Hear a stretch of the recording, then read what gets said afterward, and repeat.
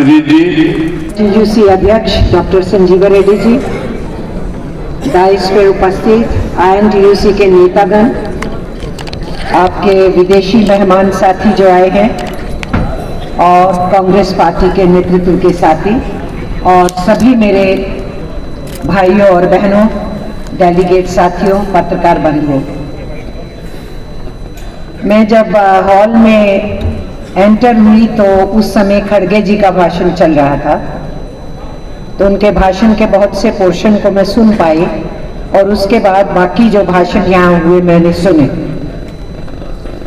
तो बहुत सी चीज़ें अभी हमारे ट्रेड यूनियन साथी ने भी उसमें कुछ जोड़ा, बहुत सी बातें आ चुकी हैं, उसमें रेपिटेशन की ज़रूरत तो नहीं है, लेकिन एडिशन की ज़रूरत या उसको अपने अंदाज से कुछ थोड़ा सा दिशा देने की ज़रूरत वो सभी साथी अपने अपने उद्घोष में, अपने ग्रीटिंग मैसेज में कहेंगे।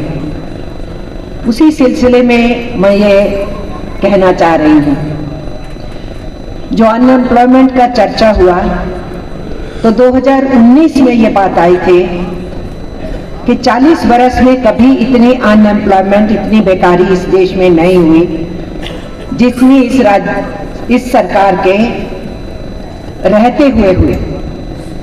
आप याद कीजिए, सरकार के नेतृत्वकारी साथियों ने कहा था ये सब झूठ है, इलेक्शन का प्रोपेगेंडा है।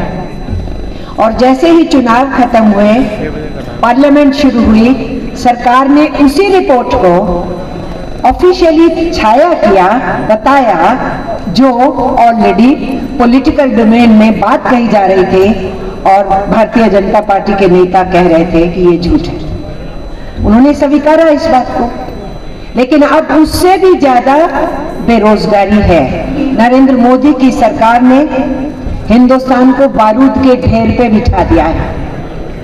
जिस ढंग से युवाओं के साथ वायदे किए गए और फिर उनका मजाक उड़ाया गया और अब हर जगह के ऊपर उनके साथ जो नाइंसाफी चल रही है, जिसको लेकर के जगह जगह पर हमारे देश के नौजवानों का आप विरोध देख रहे हो, आंदोलन देख रहे हो, वो लाठी से, गोली से, किसी चीज से घबरा नहीं रहे। उन रिपोर्ट्स को जहां खड़गे जी ने ऐड किया, वहीं ITUC की अध्यक्ष भी बोल रही थी, उसी में मैं एडिशन करना चाहती हूँ। ये रिपोर्ट भी 2018-19 में आ गई थी कि नरेंद्र मोदी की पहली टर्म में ही हिंदुस्तान के अंदर जो 80 साल पहले, यानी देश की आजादी से पहले जो गैप था, गैर बराबरी थी, हिंदुस्तान वापिस यहां फेंक चुका है। और अब हम देख रहे हैं ईयर आफ्टर ईयर जो रिपोर्ट आ रही है वो हमारे सामने है। वो केवल 102 बिलियनर 142 नहीं हुए जो 2021 में हुए। इस बार की ऑक्सफैम रिपोर्ट कह रही है कि बिलियनर 166 हो गए। और ऑक्सफैम की ही रिपोर्ट ने यह बताया कि अगर 2021 में जो नीचे के 50% लोग हैं, इनके पास 13% कुल धन दौलत का हिस्सा था, और जो ऊपर के 1% लोग हैं, उनके पास 22% हिस्सा था।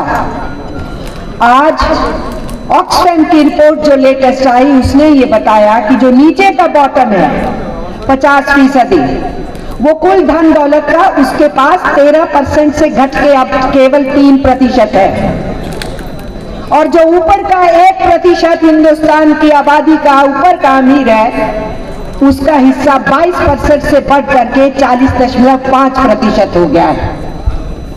तो ये जो असमानता है, ये भी देश के अंदर एक उबाल पैदा कर रही है, एजिटेशनल मूड बना रही है, लोगों के बीच में गुस्सा पैदा कर रही है और उनकी जिंदगियों को बहुत जीना मुश्किल कर दिया गया है। और उन्होंने आंकड़े जो ये दिए थे कि प्रति घंटा कितने मर रहे हैं, रोज कितने मर रहे हैं, उसी में ही मिस्टर नरेंद्र मोदी की सरकार के तहत क्राइम ब्यूरो भी है ना, तो क्राइम ब्यूरो ने इस बार जो रिपोर्ट दिया उसमें बताया कुल आत्महत्याएं जो हिंदुस्तान में हो रही हैं उसमें से 25% दिहाड़ी मजदूर की हैं। और सरकार कहती है सब कुछ चंगा है, बहुत बढ़िया है, अर्थनीति बहुत बढ़िया चल रही है, देश को हम बहुत आगे बढ़ा रहे हैं, लेकिन नीचे तस्वीर कुछ और है। तो बहुत सी चीजें आपकी रिपोर्ट में भी है अध्यक्ष जी की, और बहुत सी बातें उद्घोष में, भाषणों में आएंगी। और मैं आपसे 2-3 बात ग्रीटिंग मैसेज में जो कहने चाहती हूँ। पहली बात तो ये कि हमें इस बात का बहुत गर्व है कि पिछले लगभग 14 बरस से हम लोगों ने सेंट्रल ट्रेड यूनियंस में जो प्लेटफॉर्म बनाया वो इंटैक्ट रहा, आगे बढ़ा, और उसमें INTUC और संजीव रेड्डी जी की अध्यक्षता में बहुत सहयोग मिला उस प्लेटफॉर्म को आगे चलाने में, और उसको कैरी फॉरवर्ड किया जाए, आगे बढ़ाया जाए। उसी के लिए हम सब लोग यहाँ आपके बीच में मौजूद हैं, क्योंकि हम उस पर सहमति देते हैं। और उसी को मद्देनजर रखते हुए 30 जनवरी का दिन चुना, जिस दिन महात्मा गांधी जी को असैसिनेट किया गया। बापू की तस्वीर यहाँ लगी। हम लोगों ने उस दिन को चुना एक राष्ट्रीय सम्मेलन के लिए, नेशनल कन्वेंशन किया ट्रेड यूनियंस की तरफ से वर्कर्स का, और हम ये निर्णय लेके निकले कि ये हमारे पास बहुत कुछ थोड़े से महीने बच गए हैं। दिसंबर आते आते चुनाव का पूरे देश में माहौल हो जाएगा, 2024 में चुनाव है। इस थोड़े से महीनों के अंदर हिंदुस्तान की हुकूमत में बैठी हुई RSS बीजेपी की सरकार का जो असली चेहरा है वो आम मजदूर, मजदूर का परिवार, मजदूर के परिवार जहां बस्ती में रहते हैं उस बस्ती में, गांव-गांव में, शहर में, काम के स्थान पे, रहने के स्थान पे संदेशा लेके जाना है। इस सरकार का चेहरा नंगा करना है, इसकी नीतियों को नंगा करना है। उसके लिए हम लोगों ने प्रोग्राम तय किए हैं। उन प्रोग्राम्स के बारे में आपके यहाँ चर्चा होगा।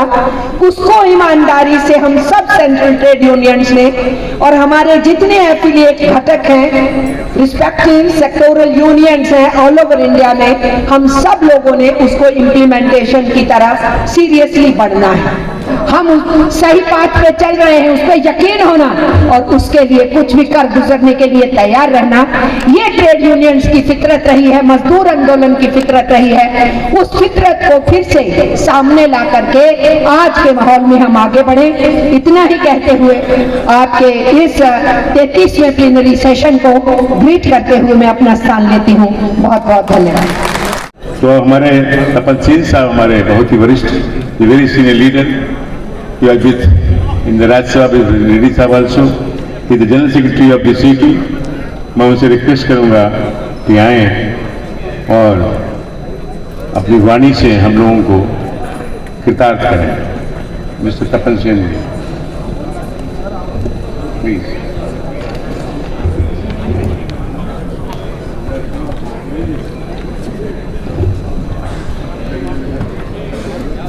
माननीय रेड्डी जी, मंच पर बैठे हुए इंटा के वरिष्ठ नेतागण और दूसरा इम्पोर्टेंट डिग्निटरीज और हमारे केंद्रीय ट्रेड यूनियनों का जो कलीग्स है जो इधर आए हुए हैं, आपके 33वां अधिवेशन में भागीदारी करने के लिए सीटू के तरफ से, centre of Indian trade union का तरफ से हम आपका इंटक का 33वां महाअधिवेशन को शुभकामनाएं देते हैं। उसका कामयाबी कामना करते हुए 2-4 बात आपको सामने रखना चाहता हूं। रिपीटेशन का जरूरत नहीं है, सिद्धू जी बोल के गया, अमरजीत जी बोल के गया।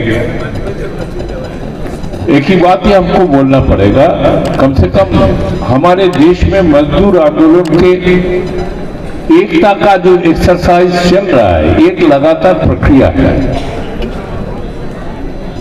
रेड्डी जी का अध्यक्षता में जो चल रहा है, इसमें अभी एक परिस्थिति में हम आ चुका है, अगर चाहे भी मजदूर आंदोलन, देश का अर्थनीति, उसका जो नीति, अगर कोई मुद्दा सामने आता है, हम चाहे भी एक दूसरे से डिफर नहीं कर सकता है, कहे हमारे सारे चिंतन एक ही जगह में। Sister Akiko Gono, ITUC President. Deliberating how to materialize our demands. And when I read your documents for the Congress, I also found that also you are talking about the social contract and which are in common with us. So, as for the Indian priorities for the workers, you know best, and please let us know how we could cooperate and assist Indian unions to achieve the new contract in your way. Since its inception in 1947, under the leadership of President Sanjiva, INTAC has been always taking lead to protect and workers' rights and conduct mass demonstrations and rallies against anti-labor laws. Not only that, INTAC, one of the strongest unions in our region, has taken initiative to guide trade union movement internationally.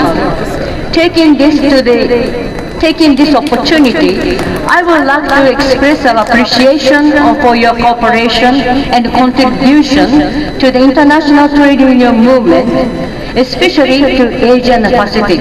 Thank you very much indeed. And I would like to count on your further cooperation for us to overcome this difficult time in the years to come. Wishing 33rd INTAC Congress every success I am. Thank you very much for the opportunity. Now I call Atele, who is the General Secretary of Industrial Global Union. He was elected as a General Secretary recently in Congress in Geneva, held Congress in Geneva on 14th 2021. So now Atele, General Secretary, Industrial All. Thank you very much for this very warm welcome.